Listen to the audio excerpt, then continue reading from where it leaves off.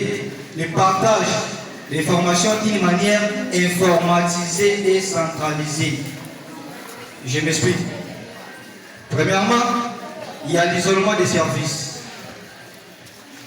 C'est-à-dire, pas de communication numérique interne. Les échanges se faisaient encore physiquement, ce qui causait ou qui cause des lanternes et des inefficacités. C'est-à-dire, multiplication des déplacements physiques pour déposer ou récupérer les documents.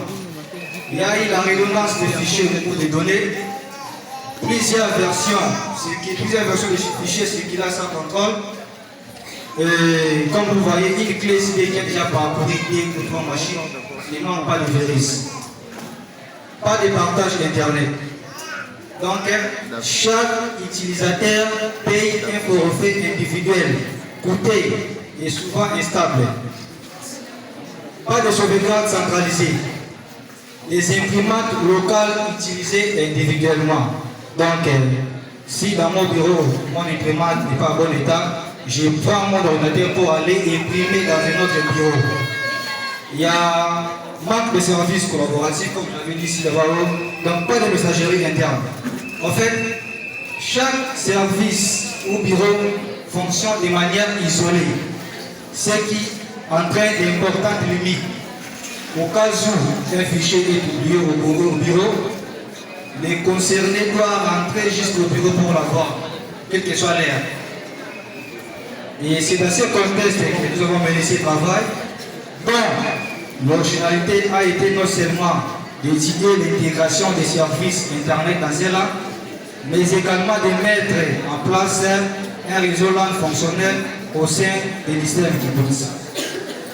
Et la problématique qui s'est posée donc est double.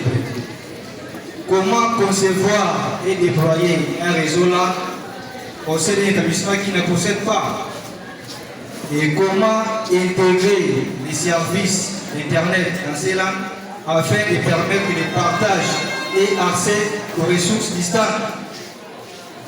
Nous essayons dans la mesure du possible d'envisager une politique optimale en mettant en place un réseau LAN et intégrer les services Internet à l'istème qui puisse pour permettre le partage des fichiers distants, d'améliorer la communication interne et de réduire les contraintes liées au déplacement physique pour l'échange d'informations.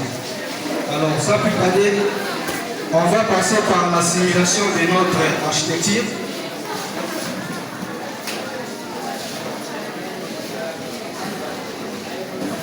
Et voilà, notre architecture est là.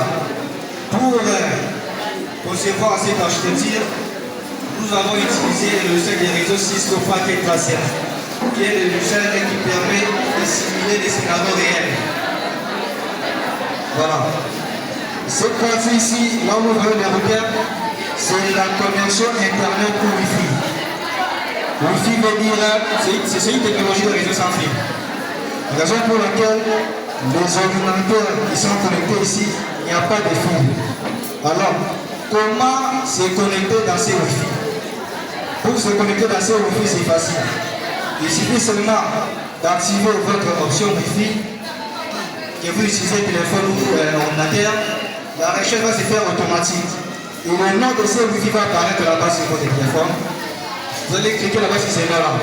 Une fois cliqué là-bas, ça va vous demander de fournir les mots de passe. Et une fois fourni les mots de passe, vous aurez maintenant la connexion Internet. Je peux essayer l'équipement ici. Je prends le PC, je le mets là-bas, j'essaye de configurer. Je suis là.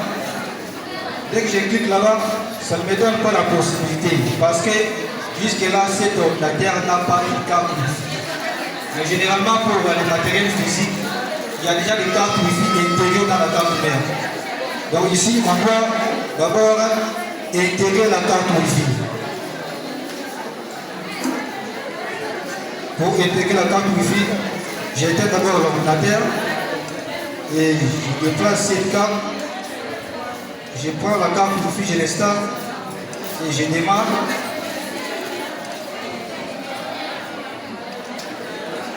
Là, lorsque je vais essayer de le configurer, ça va me donner la possibilité. Alors, pour me connecter, je vais faire maintenant la recherche pour connecter. Voilà, une fois cliqué là-bas, je dois faire la recherche.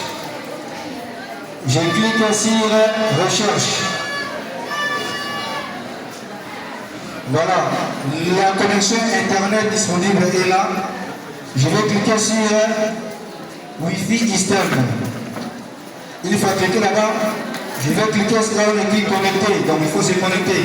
Il faut cliquer sur connecter, ça me demande le mot de passe. Je peux mettre